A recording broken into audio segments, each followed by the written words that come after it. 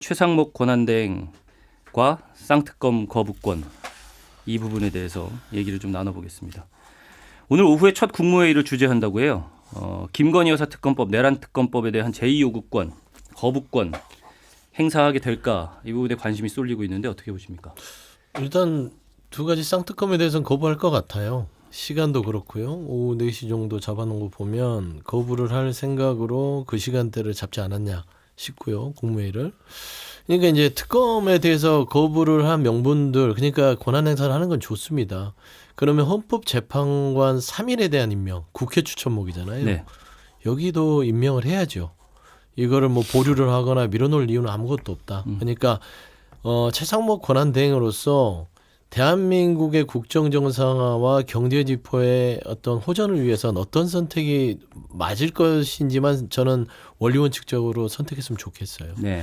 지금 정치권도 그러잖아요. 권영세 비대위원장이 이제 사법의 영역은 사법에 맡겨놓고 국회는 국회 할 일을 하자. 그러면 사법에 할 일을 맡겨놓으려면 헌법재판소가 9인으로 구성돼서 온전히 헌법기관에 구성될 수 있도록 두세요. 관여하지 말고. 그러면 헌법기관 구성 9인이 맞습니까? 6인이 맞습니까? 9인이 맞잖아요. 네. 그러면 최상목 권한대행은 원리 원칙에 따라서 9인 임명을 마다할 이유가 없습니다. 그래서 저는 특검에 대해서는 본인이 권한대행으로서 판단하되 정치에 휘두르지 말아라. 그리고 헌법재판소 임명도 정치에 휘두르지 말고 원리 원칙에 따라서 임명을 하셔라. 저는 그게 국가 안정과 경제지표 호전을 위해서는 마땅한 일이다. 그렇게 좀 보입니다.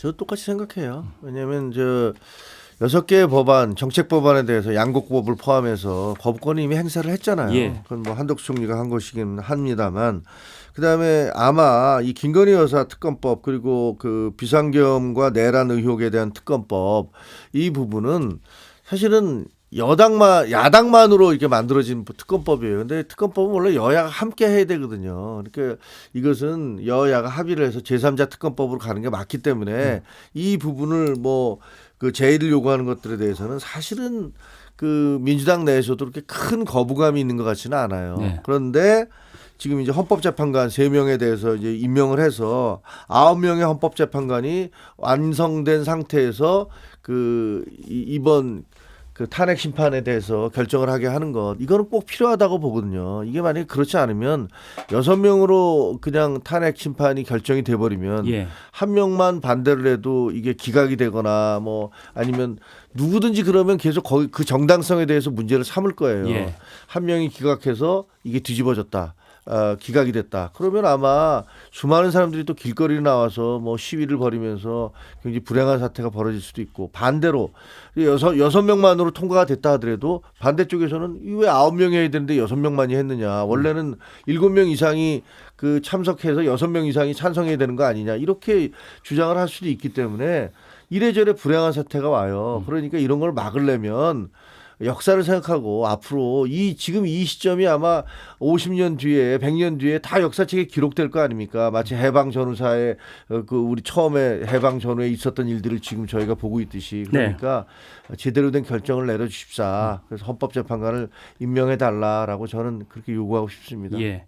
최상목 권한대행이 권한을 제한적으로 행사하겠다라는 취지의 말을 했고, 근데 거부권을 행사한 거는 대통령의 권한을 적극적으로 행사한 거잖아요.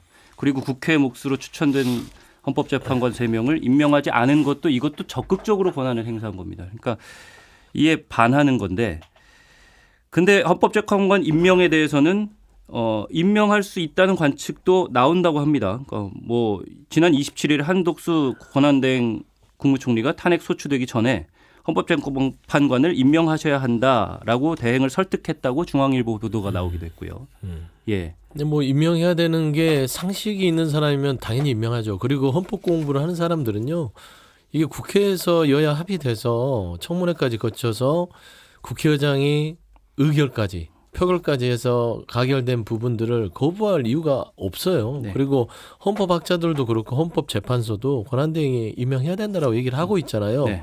유독 그냥 내란에 옹호하는 세력들만 헌법재판관 임명하면 안 된다라고 하고 있어요. 한남동이랑 여기 국민의힘 측만요. 네. 그래서 저는 이 부분에 대해서는 최상목 권한대행이 헌재에 대한 국회 추천목은 임명을 하는 게 맞고, 그래야만 바로 경제 지표가 좋아져요. 왜 그러냐면 아주 단순한 문제입니다.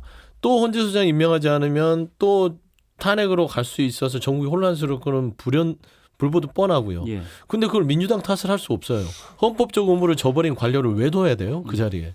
못 두는 겁니다. 네. 왜냐하면 입법부에 개개인 국회의원 하나하나는 헌법기관이고 그 헌법기관 하나하나가 모여서 입법부를 구성하고 있는데 입법부는 헌법을 지키는 곳입니다. 예. 그러면은 그 헌법을 어긴 사람을 행정부의 관료로 앉혀놓을 수 있냐? 그거를 앉혀놓지 말라고 탄핵이란 제도를 국가 시스템상 둔 것이에요. 예. 이런 기본적인 법률적인 시스템 하에 헌법 위반 의무를 저버리면 최상목 권한대행도 탄핵에 이르를 거예요. 그렇기 때문에 본인 스스로가 나라를 혼란스럽게 안 하려면 해야죠. 그 다음에 두 번째, 이게 저 한덕수 권한대행을 할 때, 저 탄핵을 할 때 이걸 하면은 전체 강요를 탄핵하는 거와 마찬가지라고 반발했잖아요. 근데 이거는 검찰의 공소장이 나오기 전입니다. 검찰 공소장이 그때 나왔을 때 모두 경악했잖아요. 모든 사령관들 네. 다 장성들이 입을 맞춰서 똑같이 얘기하잖아요. 예. 윤석열 대통령이 발포 명령을 해서 끌어내라, 도끼를상에서 끌어내라, 이런 식으로 얘기했고 2의 3회 계엄 내가 선포할 테니까 그냥 끌어내라. 이런 증언들을 대한민국 장군들이 하고 있어요.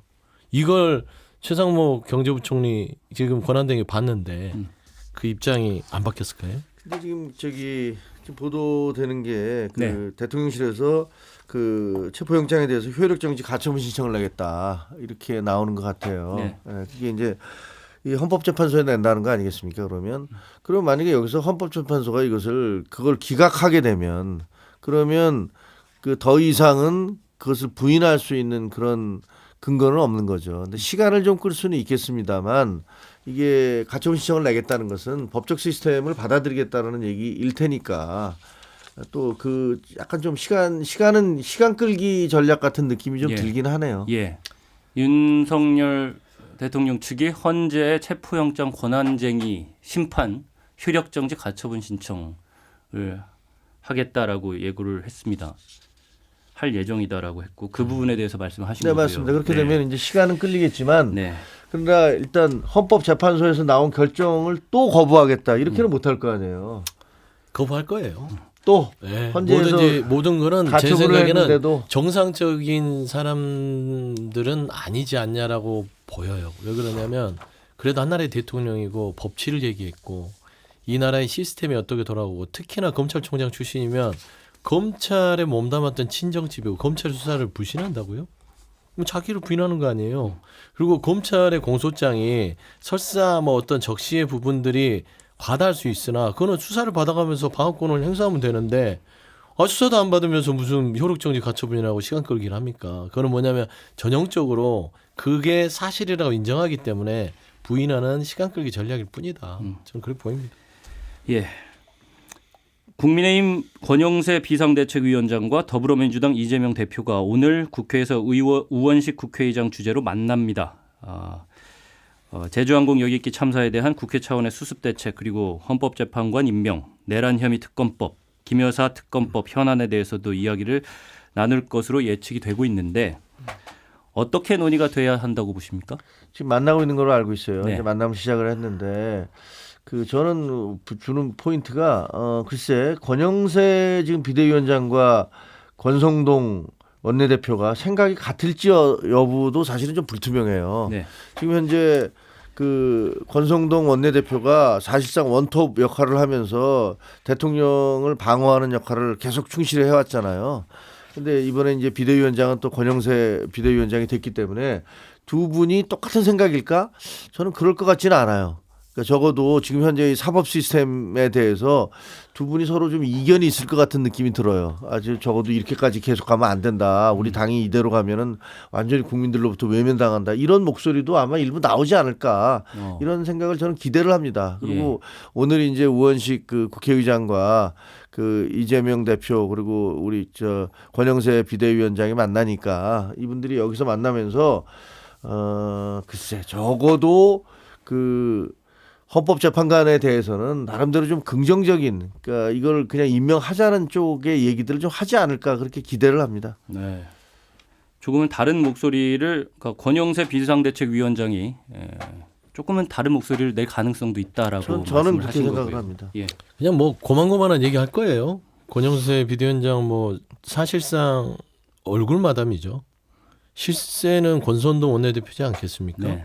그러니까 권영세 비대위원장이 뭔가 다른 모습을 보여주려면 비대위라는 것은 지금의 잘못된 모습들을 털어내는 이미지 쇄신의 어떤 메시지들이 나와야 되는데 네. 없잖아요.